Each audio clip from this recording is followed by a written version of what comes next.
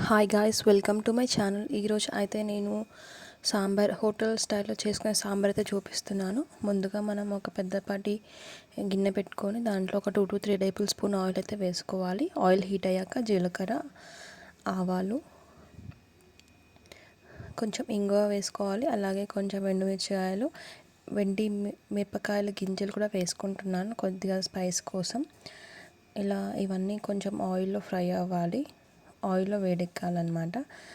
ఇంకా నేను ఇక్కడ ఇంగువ అయితే యాడ్ చేసుకుంటున్నాను. ఇంగువ వల్ల మనకి ఫ్లేవర్ అనేది చాలా బాగా వస్తుంది. సో వీటిలో చూపిస్తున్న విధంగా కొంచెం చిటికెడు ఇంగువ యాడ్ చేసుకున్నాను. ఒక హాఫ్ స్పూన్ ఆఫ్ పసుపు వేసుకున్నాను. మీకు పసుపు ఎక్కువ కావాలంటే ఎక్కువ వేసుకోవచ్చు, మీకు రుచికి తగ్గట్టు వేసుకోవాలి.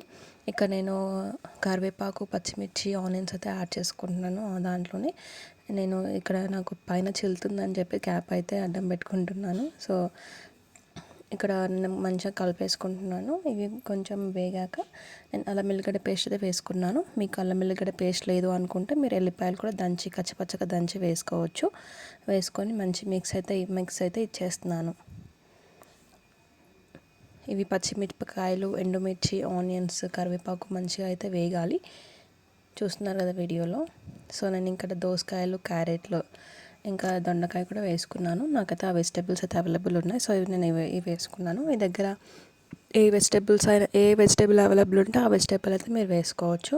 సో నేను వీటిని కొంచెం మంచిగా కలిపేసుకొని నేను ఇప్పుడు సాల్ట్ అయితే యాడ్ చేసుకుంటున్నాను. ఒక 2 టేబుల్ స్పూన్ ఆఫ్ సాల్ట్ అనేది యాడ్ చేసుకున్నాను. యాడ్ చేసుకొని బాగా మిక్స్ చేసుకుంటున్నాను. మీరు వీడియోలో చూడొచ్చు.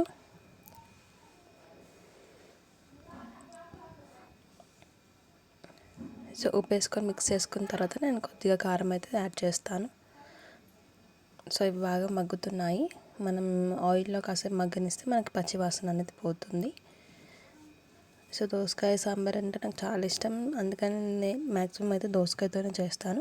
అప్పుడప్పుడు సొరకాయ, మునక్కాయతోనే చేస్తాను. ఇప్పుడు మునక్కాయ అయితే చాలా కాస్ట్లీ ఉన్నాయి కదా, అందుకనే నేను దోసకాయతోనైతే సాంబార్ చేస్తున్నాను. అండ్ గాయస్, ఎవరైతే నా ఛానల్ సబ్స్క్రైబ్ చేసుకోలేదు ప్లీజ్ సబ్స్క్రైబ్ చేసుకోండి. అండ్ పక్కన గంట సింబల్ ఉంటుంది, మీరు దాని మీద క్లిక్ చేస్తే మీకు నా వీడియో నోటిఫికేషన్స్ అనేవి వస్తాయి. అండ్ ఈ రెసిపీస్ ఎలా ఉన్నా మీరు నా కామెంట్ సెక్షన్లో కమెంట్ చేయండి. సో కర్రీ అయితే మగ్గుతుంది.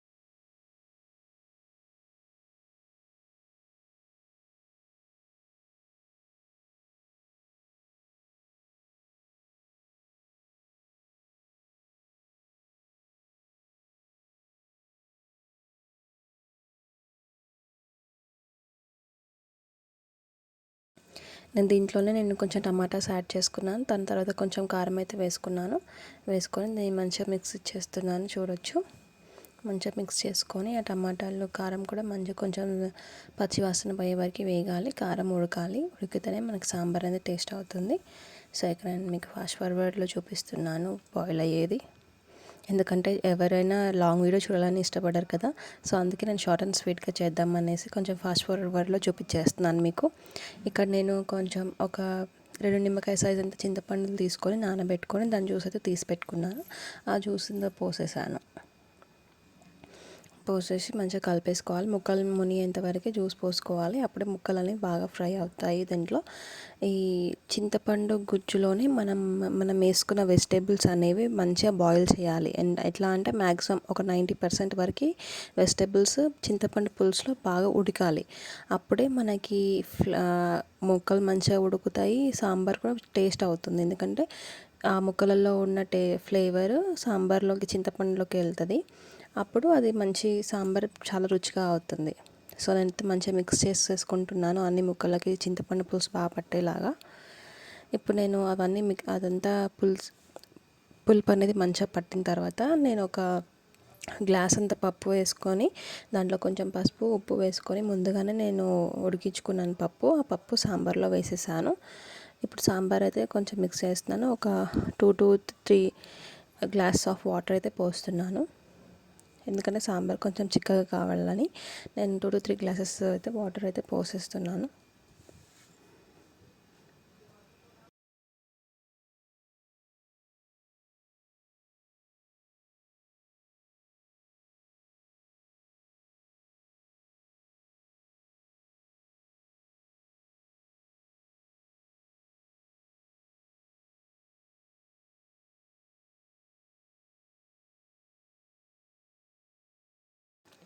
ఈ స్టేజ్లో మనం బెల్లం అయితే యాడ్ చేసుకోవాలి. నేను కొంచెం బెల్లం తీసుకొని దాన్ని కొంచెం పీసెస్ లాగా మ్యాష్ చేసేసి బెల్లం అయితే యాడ్ చేసుకుంటాను. మీకు వీడియోలో చూపిస్తాను. సో బెల్లం ఎంత క్వాంటిటీ యాడ్ చేసుకోవాలి అంటే మీరు చేసుకునే సాంబార్ క్వాంటిటీని బట్టి ఒక చిన్న ముద్ద అంతా వేసుకోవాలి. ముద్ద అంటే ఒక చిన్న నిమ్మకాయ సైజ్ అంతా వేసుకోవాలి. మరీ ఎక్కువ కూడా కాదు, మరీ తక్కువ కూడా కాదు, కొంచెం నార్మల్గా. కరెక్ట్గా చెప్పాలంటే ఒక టీ స్పూన్ అంతా వేసుకొని కలుపుకోవాలి. ఎందుకంటే ఆ స్వీట్నెస్ ఇస్తుంది సాంబార్కి. అండ్ సాంబార్ టేస్ట్ మొత్తం చేంజ్ చేసేది ఒక బెల్లమే. ఎందుకంటే మనకు బయట హోటల్లో తింటాం కదా, మనం తింటుంటే ఒక స్వీట్నెస్ ఫ్లేవర్, ఒక స్పైసీ ఫ్లేవర్ వస్తుంది కదా. సో అలా అనమాట. సో నేను ఇక్కడ సాంబార్ మసాలా కూడా వేస్తాను.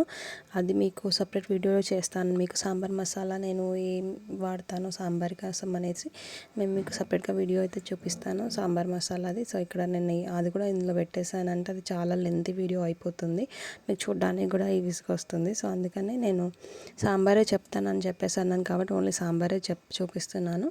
సో మీకు సాంబార్ మసాలాని నేను సపరేట్ వీడియో చేస్తాను.